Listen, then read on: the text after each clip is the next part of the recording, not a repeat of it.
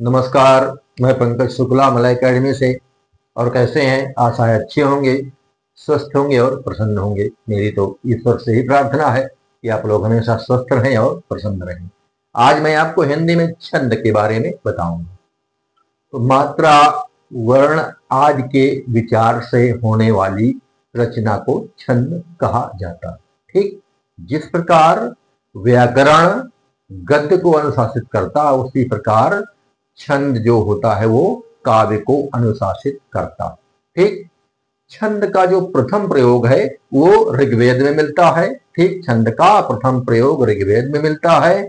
आपके एग्जाम में आ भी सकता है कि छंद का प्रथम प्रयोग कहाँ मिलता है। आप लिख सकते हैं कि ऋग्वेद में मिलता है। और जो छंद शास्त्र का जो निरूपण करने वाले आचार्य हैं वो है पिंगलाचार्य। ठीक, छंद शास्त्र का निरूपण करने वाले जो आचार्य हैं वो हैं पिंगलाचार्य, और उनके ग्रंथ का नाम है पिंगल शास्त्र। क्या नाम है? उनके ग्रंथ का नाम है पिंगल शास्त्र। ठीक, अब आइए मैं आपको छंद की परिभाषा बता रहा हूं। तुक, मात्रा, लय, विराम, वर्ण आदि के नियमों से आबद्ध पंक्तियां छंद कहलाती। ठीक, तुक, मात्रा, लय, विराम, वर्ण आदि के नियमों से आबद्ध पंक्तियां छंद कहलाती है। ठीक, इनको याद रखना कि ऋग्वेद में छंद का प्रथम प्रयोग और ऋग्वेद के निरूपण करने वाले आचार्य पिंगलाचार्य, उनके ग्रंथ का नाम पिंगल शास्त्र। ठीक, अब आते हैं हम जो छंद के जो भाग होते हैं उनके बारे में बताता हूं आपको। पहला होता है वर्ण। वर्ण आप लोग जानते हैं कि वर्ण भाषा की सबसे छोटी इकाई होती है। वर्ण भाषा की सबसे छोटी इकाई होती है और वर्ण के खंड नहीं किए जा सकते। वर्ण के खंड नहीं किए जा सकते। वर्ण देखिए दो प्रकार के होते हैं, ह्रस्व वर्ण और दीर्घ वर्ण। ह्रस्व समझ लीजिए आ ई उ मतलब ह्रस्व आ, ह्रस्व ई मतलब छोटा आ, छोटी ई, छोटा उ, ये सभी जो है ह्रस्व वर्ण के अंतर्गत आते हैं। दीर्घ वर्ण ह्रस्व आ और दीर्घ आ मतलब बड़ा आ, बड़ी ई, बड़ा उ, ए, ओ, ये सभी दीर्घ के अंतर्गत आते हैं। ठीक, तो पहला क्या है? पहला है वर्ण। वर्ण, ठीक, वर्ण दो प्रकार के हुए, ह्रस्व और दीर्घ। और देखिए ह्रस्व को लघु और दीर्घ को गुरु कहा जाता है। छंद में ह्रस्व को लघु और दीर्घ को गुरु भी कहा जाता है। और ह्रस्व का जो चिन्ह है वो क्या है? ये चिन्ह है। और दीर्घ का चिन्ह क्या है? ये चिन्ह। ठीक, ये ह्रस्व है और ये दीर्घ है। ये लघु है और ये गुरु। ठीक, ये लघु है और ये गुरु। ये लघु का चिन्ह और ये गुरु का चिन्ह होता है। ठीक, अब आते हैं हम मात्रा। तो दूसरा क्या है? मात्रा।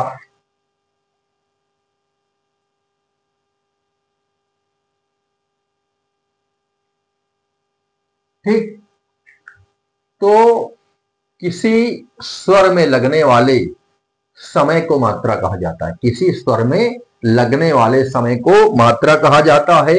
ह्रस्व स्वर में कम समय लगता है और दीर्घ स्वर में अधिक समय लगता है। ठीक, ह्रस्व स्वर में कम समय लगता है, दीर्घ स्वर में ह्रस्व स्वर से दुगुना समय लगता है। और एक होता है प्लुत स्वर। प्लुत स्वर में ह्रस्व स्वर से तिगुना समय लगता है। ठीक, तो जो है किसी स्वर में लगने वाले समय को मात्रा कहते हैं। आप जानते हैं स्वर दो प्रकार के होते हैं, लघु और दीर्घ, लघु और गुरु, है ना। तो जो है लघु का जो है चिन्ह ये है और दीर्घ का चिन्ह ये। ठीक, अब आते हैं हम यति। तो छंद को पढ़ते समय जो ठहराव होता है, जो बीच में ठहराव होता है, उसे यति कहा जाता है। छंद को पढ़ते समय जो एक ठहराव होता है उसे यति कहा जाता है। जैसे विनय न मानत जलधि जड़ गए 3 दिन रीत, बोले राम सकोप तब भय बिन होय न प्रीति। तो ठहराव कहां पर आया?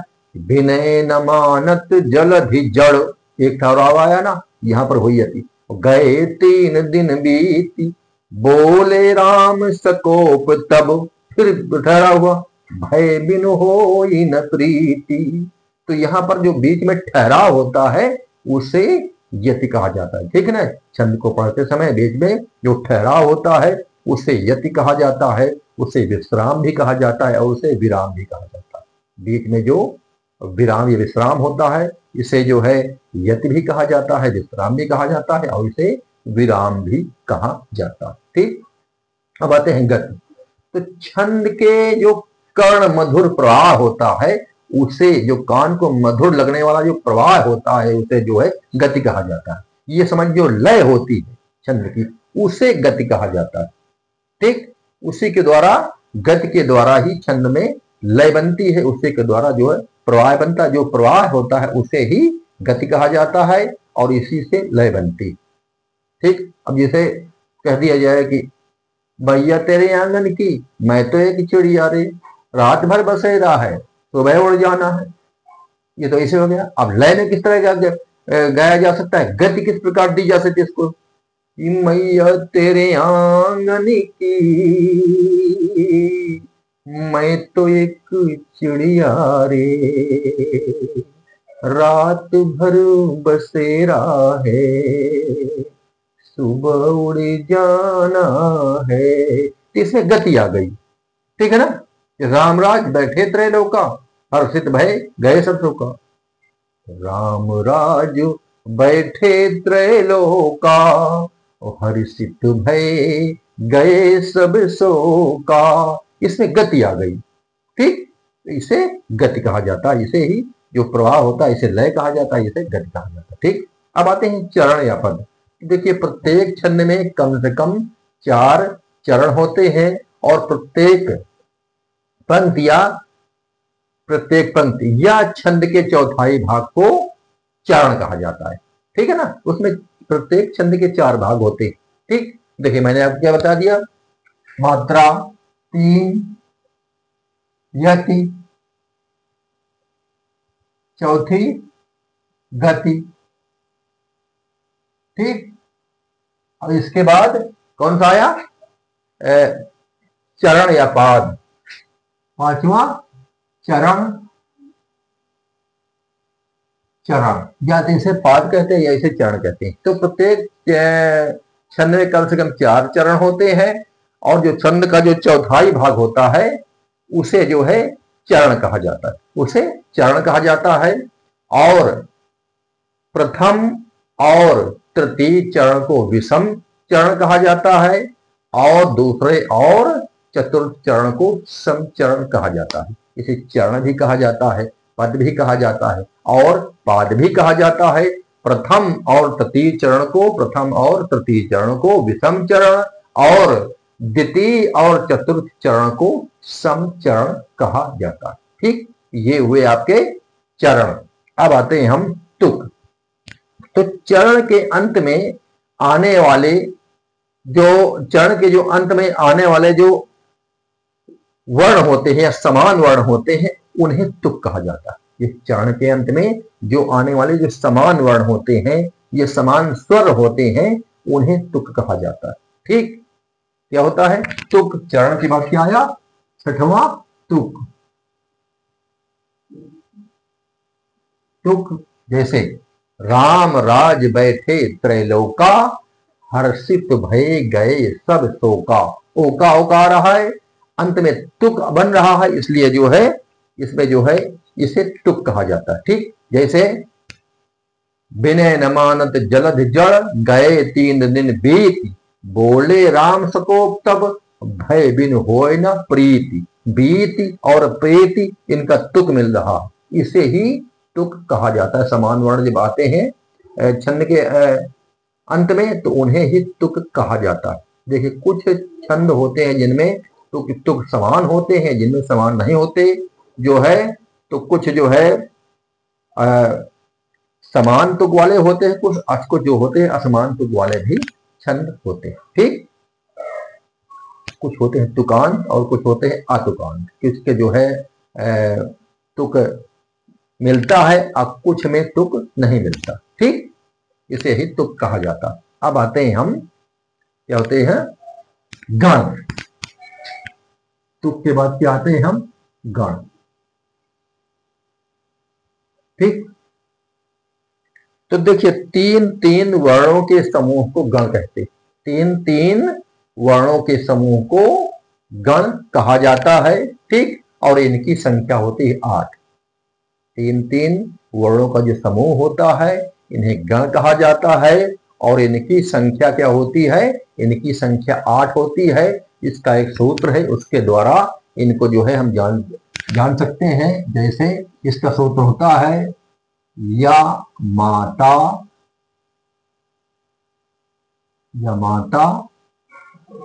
राजभान सलगा, राज भान सलगा, ये इसी से जो होते हैं हमारे जो है 8 गण निकल आते हैं, ठीक। गणों की संख्या 8 होती है, इस सूत्र से 8 गण निकल आते हैं। अब मैं आपको 8 गण निकाल के बताता हूं। तीन तीन वर्णों का एक गण होता है, ठीक है ना। तो पहले आता है, पहला होता है यगण, पहला होता है यगण। देखिए यहां से देख लीजिए, या से पहला होगा यगण, ठीक। ये पहला गण क्या हुआ, यगण, पहला हो गया यगण, ठीक। अब यगण का मतलब हो गया, यगण में यहां पर आप इसके जो है 3 वर्ण लीजिए, या माता, या मां और ता, ठीक। यगण में 3 ले लीजिए, या के बाद 3 ले लीजिए, या माता। या में कितने हैं, कितनी मात्राएं हैं, इसलिए है लघु है ना, या जो है या में छोटा है इसलिए यहां पर लघु है, तो यहां पर क्या हुआ, ये हुआ लघु, ठीक। मां में बड़ा आ है इसलिए यहां हुआ दीर्घ, दीर्घ हुआ। और ता में भी बड़ा है इसलिए यहां भी दीर्घ हुआ, इसका चिन्ह हुआ ये, ठीक। इसका चिन्ह ये हुआ, ठीक। इससे अब जो शब्द क्या बना सकते हैं, इससे शब्द बन सकता है जैसे यशोदा, ठीक। जैसे यशोदा,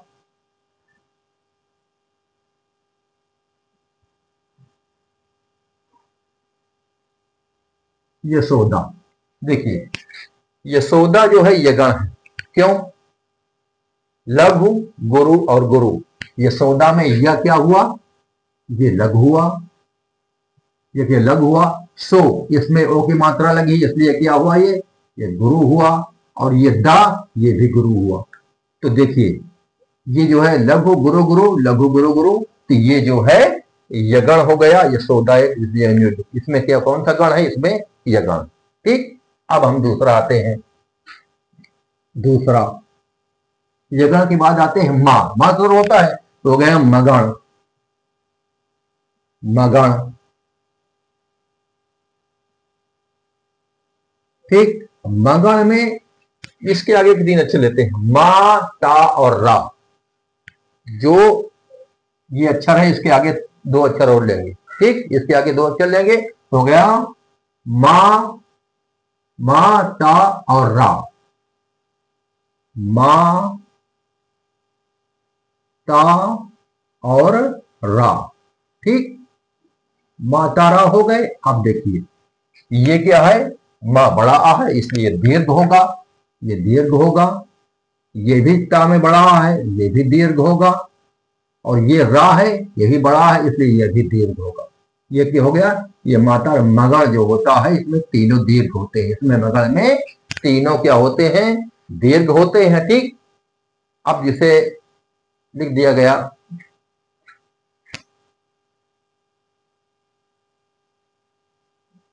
मामा जी, क्या हो गया, मामा जी, ठीक। अब मामा जी में देखिए क्या है, ये बड़ा है इसलिए दीर्घ होगा, ये दीर्घ होगा। देखिए मैंने बताया था कि जो बड़ा है उसमें दीर्घ लगाया जाता है, अर्थात इसमें गुरु होगा, एक गुरु होगा। बड़ा माँ है ये भी गुरु होगा, और ये जो जी है ये भी गुरु होगा।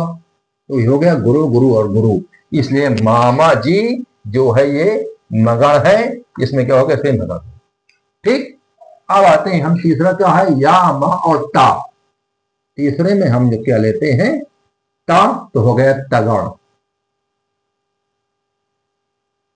क्या हो गया? तगण। तगण में क्या लेते हैं? ता, रा और जा। ठीक, ता, रा और जा ले लेते हैं। तो ता और रा और ये जा, ताराज। ठीक, इसमें क्या है? इसमें देखिए ये क्या है? ये गुरु है, ये ह्रस्व है इसलिए गुरु होगा, ये गुरु हो गया। ये रा भी गुरु है, बड़ा आ है, ये भी गुरु हो जाएगा। और जा, ये लघु है, इसमें छोटा इसलिए क्या हो जाएगा? ये लघु हो जाएगा। ये क्या हो जाएगा? ये लघु हो जाएगा। ठीक, ये क्या है? ये हो गया आपका तगण। ठीक, इसका शब्द क्या लिखा जा सकता है? इसका लिखा जा सकता है जैसे तालाब। तालाब। ठीक, अब तालाब में ता है, ये गुरु है, बड़ा है इसलिए इसमें गुरु होगा। ह्रस्व है, ला भी ह्रस्व है इसलिए यहां पर गुरु होगा। और बा, इसमें छोटा आ है, ये दीर्घ नहीं है इसलिए यहां पर ये क्या होगा? लघु होगा। तो देखिए गुरु, गुरु और लघु, और गुरु, गुरु और लघु, इसलिए जो है तालाब क्या हुआ? ये हुआ तगण। ठीक, ये हुआ तगण। अब आते हैं चौथा। चौथा क्या हुआ? ता। रा आ गया तो रा से हो जाएगा रगण। क्या हो जाएगा? रगण। इससे हो गया रगण। ठीक, रगण में क्या हो जाएगा? रा, ज और भा। रा, ज और भा। रा, ज और भा। ठीक, ये हो गया। अब इसमें क्या होगा? रा जो है ये देखो गुरु है, ये क्या है? दीर्घ है इसलिए गुरु होगा। तो ये हो गया गुरु हो गया। ठीक, जा हो गया, ये लघु होगा क्योंकि ये ह्रस्व है। भा, ये भी दीर्घ होगा, ये दीर्घ है, बड़ा आ है इसलिए यहाँ भा में बड़ा है इसलिए इसमें जो है दीर्घ। देख, जब छोटा होगा, ह्रस्व होगा तो लघु होगा, और जो है अगर वो दीर्घ होगा तो गुरु होगा। ठीक, ये हो गए रा, ज, बस। तो इसमें क्या हो गया? ये हो गया रगण। ठीक, रगण में क्या हो सकता है? रगण में हम लिख सकते हैं राम जी। क्या लिख सकते हैं? राम जी। ठीक, रा में बड़ा आ है इसलिए ये गुरु होगा, गुरु होगा। मां में छोटा है, ह्रस्व है इसलिए लघु होगा। जी में फिर बड़ी ई है इसलिए यहां पर भी ये गुरु होगा। यहां पर क्या होगा? ये गुरु होगा। तो ये हो गया गुरु, लघु और गुरु, तो गुरु, लघु और गुरु। तो राम जी जो है ये रगण। क्या है? ये रगण। अब पांचवा नंबर। पांचवा नंबर हम आते हैं जा। तो जा से हो गया जगण। क्या हो गया? जगण। ये हो गया जगण। ठीक, अब जगण में क्या आएगा? जा, भा और ना। जा, भा और ना। जा,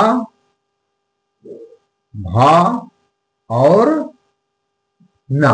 ठीक, देखिए जो जिसको हम बनाना है उसके आगे दो जो है अक्षर और लेते, तो जा, भा और ना। जा क्या है?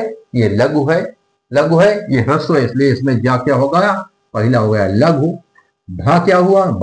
बड़ा है इसलिए यहां पर होगा गुरु। ठीक, और ना क्या होगा? ये भी ह्रस्व है इसलिए यहां पर होगा लघु। यहां पर क्या होगा? रघु। ये हो गया जगण। क्या हो गया? जगण। ठीक, इसका शब्द लिया जा सकता जैसे लिख दिया गया जवान। क्या लिखा गया? जवान। ठीक, जवान में देखिए जा जो है ह्रस्व है इसलिए ये लघु होगा। वा जो है दीर्घ है इसलिए ये गुरु होगा, बड़ा वा है ना इसलिए गुरु होगा।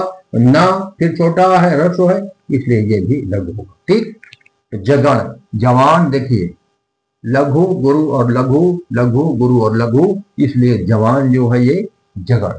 जवान क्या है? ये जगण। ठीक, अब आता हूं मैं 6 नंबर, 6 नंबर। 6 नंबर में आते हूं भगण, भगण में क्या हो गया, भगण।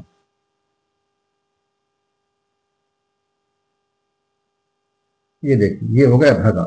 भगण में क्या होगा, भा न और सा, क्या हो जाए, भा न और सा, भा न और सा।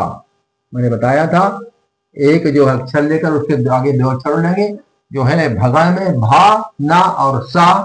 ठीक, तो भा में भा बड़ा है इसलिए यहां पर गुरु होगा, ना है लघु होगा, और सा है ये दीर्घ है इसलिए यहां पर भी गुरु, यहां पर भी क्या होगा, यहां पर भी गुरु होगा। और इसको क्या लिखा जा सकता है, इसको लिखा जा सकता है शब्द भगण, धा, ये सा नहीं, सॉरी ये गलत लिख गया, ये सा इसलिए जो है नहीं है, भा न और सा, ये सा जो है छोटा है, बड़ा नहीं लिखा जाएगा, इसलिए यहां पर जो है क्या लिखा जाएगा, ये लघु, ये भी होगा, ये भी लघु होगा। ठीक, ये भी क्या होगा, लघु होगा। इसको क्या लिखा जा सकता है, भगण, इसको लिखा जा सकता है भारत, क्या लिखा जा सकता है, भारत, इसको लिखा जा सकता है भारत। ठीक, अब देखिए भारत में ये भा में बड़ा मात्रा लगी है इसलिए ह्रस्व दीर्घ है, इसलिए यहां पर क्या होगा, ये गुरु होगा। रा जो है लघु होगा क्योंकि छोटा है, ता भी इसमें जो है छोटा है इसलिए ये भी लघु होगा।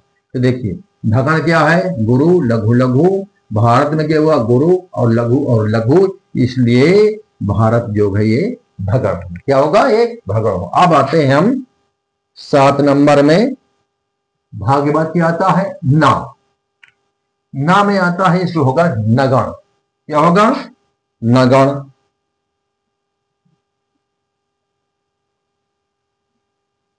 ये हो गया नगण।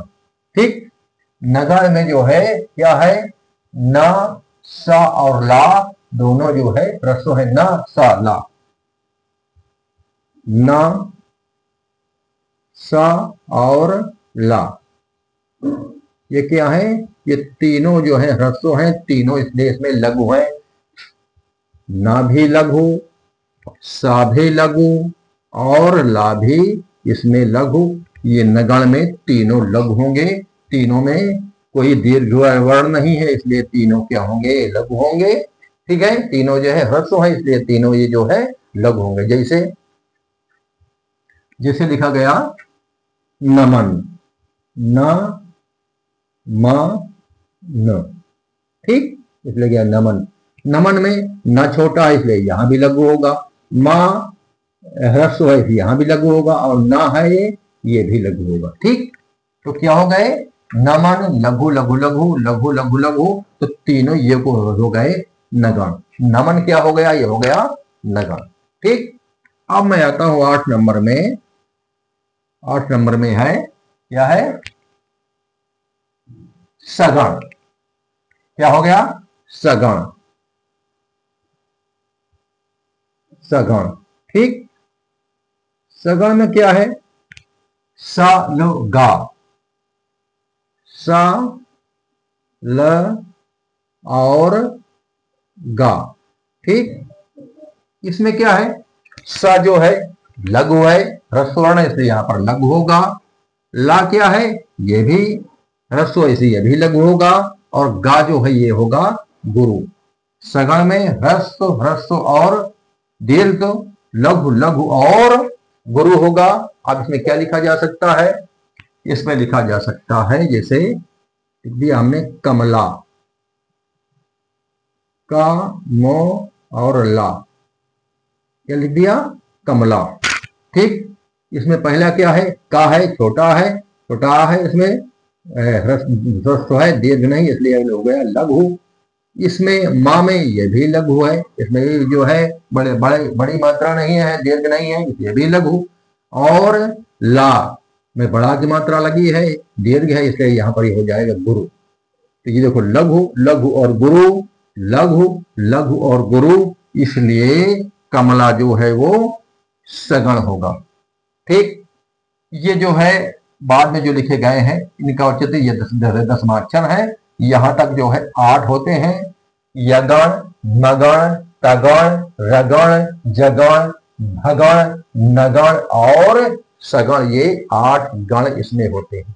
ठीक, आशा है आपको ये समझ में आ गए होंगे। ठीक है ना, आपके एग्जाम में गण से संबंधित प्रश्न भी आ सकता है। ठीक, तो आज मैंने आपको वर्ण, मात्रा, यति, गति, चरण, तुक और गण के बारे में समझा दिया है और उम्मीद है कि आपको समझ में भी आ गया होगा। ठीक, अगले दिन मैं आपको बाकी छंदों के बारे में, मात्रिक छंद और वार्णिक छंदों के बारे में अगले वीडियो में अर्थात अब मंडे को बताऊंगा। ठीक, आज के लिए इतना ही। नमस्कार।